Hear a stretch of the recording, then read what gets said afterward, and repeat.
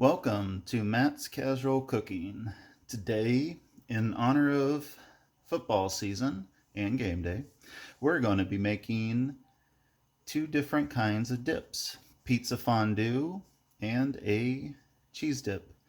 Very, very easy recipes that you are definitely going to want to make for your game day. So, we're going to go over all the ingredients and let's get to it.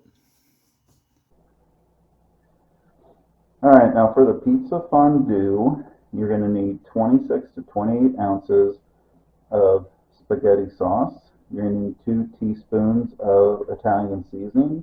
You're going to need 1 tablespoon of cornstarch. You're going to need a half cup of sliced pepperoni and quartered. And you're going to need 1 cup of grated or shredded mozzarella cheese. And you are going to need about a 2 to 3.5 quart crock pot. I mean, you can use a bigger one. I'm using a 4-quart today because that's the smallest one I got, and it will work just as well. Now for your cheese sauce, you're going to need 16 ounces of sharp cheddar. Now you're going to want to shred that. You're going to need 8 ounces of smoked Gouda cubed. You're going to need 8 ounces of Havarti cubed. You're going to need 1.5 cups of milk. You're going to need half a cup of half and half. You need 4 tablespoons of butter, and you're going to need 4 tablespoons of all-purpose flour. And optional, you can put some cayenne pepper in it, and it tastes really good. So we're going to go ahead, and we're actually going to go over the pizza fondue first, as that will take a lot less time to show you. So I'll show you here in a minute, and let's get to them. Okay, so in the crock pot, I've got the 28 ounces of spaghetti sauce. I got the Italian seasoning and the cornstarch. Now we're going to add the pepperoni in here in a second, but what you want to do first is kind of, before you add it in, just kind of stir in the cornstarch and the seasoning first. Kind of get that in there, just kind of whisk it together. And then go ahead and add your pepperoni. And just go ahead and whisk that together. Now we are going to leave the cheese out for the time being. Now go ahead and put your cover on and put this to low. Now we're going to cook this for 2 to 3 hours. Now whatever time you're cooking, so if you're cooking at 3 hours, at the hour mark, then that's when you want to put in your mozzarella cheese and whisk it again. If you're doing a 3 hour, do it at the 2 hour mark. It's just what you want to do. So leave the cheese out for now, and we're going to go over the cheese sauce here in just a minute. So, alright, let's head on over to that. Alright, so while we're waiting for our fondue dip to put the cheese in, we're going to go ahead and start making the cheese. So what you want to do is go ahead and take your 4 tablespoons of butter, turn it to medium high, and we're going to let it melt. And then what you want to do is get out your 4 tablespoons of flour, and we're going to put it in as soon as this starts to melt. And you'll notice, if you saw the 3 cheese bake video, basically going to be making this the same as that, just pretty much with different cheese. So.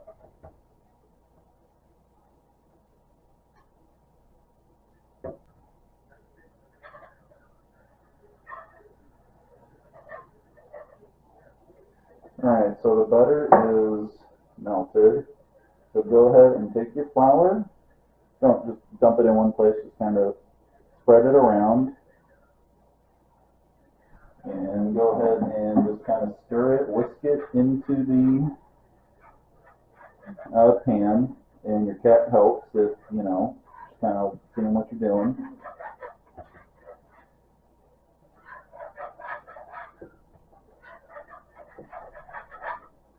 And part of the reason we're doing this, just like with the 3 cheese bake, is we kind of really want to get the cheese kind of nice and thick, because it's going to go on those chips real nice.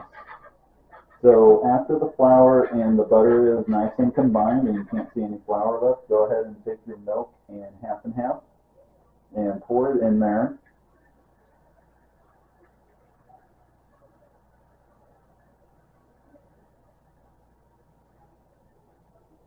and go ahead and just start whisking that around.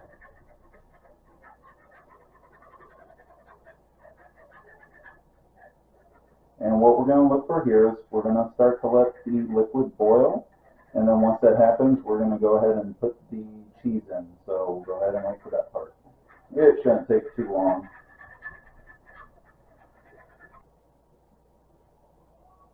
Alright, so the milk is starting to smoke a little bit, and it's starting to get a couple little bubbles. It might be a little hard to see, but let's go ahead and add in the cheese.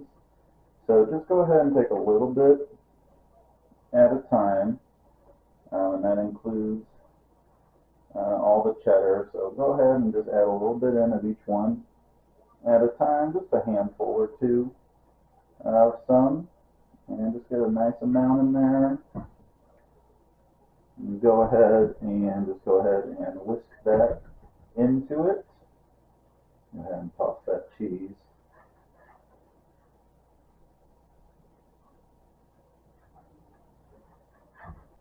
Alright, so once it seems like it's melted in, go ahead and just keep adding cheese until you're done. And I'll come back with you as soon as everything's melted in and we're ready to go. Alright, so our cheese is done, and as you can see, it's kind of gooey, kind of a nacho cheesy consistency. But it's definitely going to be a lot better because you made it. So what we're going to do now is going to just take some cayenne pepper, and I can't tell you how much. You just kind of have to add kind of as much or as little as you want. Now it will turn, you'll see specks of red in it, but that's okay. You'll know it's in there, and just go ahead and whisk it. And once it's thoroughly combined, I just let it cook for a couple minutes. Just kind of keep whisking it, and then you'll pretty much be done. So I will see. So our crock pot is still cooking. We haven't put the cheese in yet. So here in a little bit, we're going to go ahead and put in the cheese and finish up. But I will see you then after the last crock pot portion. So see you then. Alright, so it's been about 2 hours, so just go ahead and take your lid off, set it down, and just take your cheese and just kind of dump it in.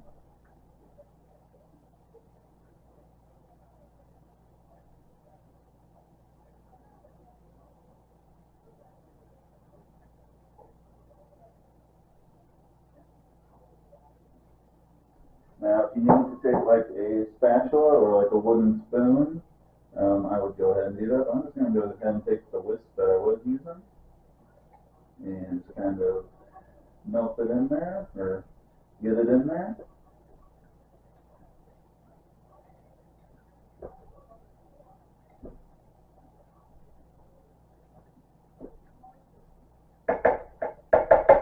And that's really it. So what we're going to do is we're going to go ahead and just put your lid back on. And really, we have another hour for it. And that's really all you need to do on this one. So, now let's get to the end. Alright, as you can see, we've got our dips, we've got our fondue, and we've got our cheese sauce along with our chips and bread. And I mean, you can dip whatever you want in these. It's going to be a lot of fun, and they're very tasty.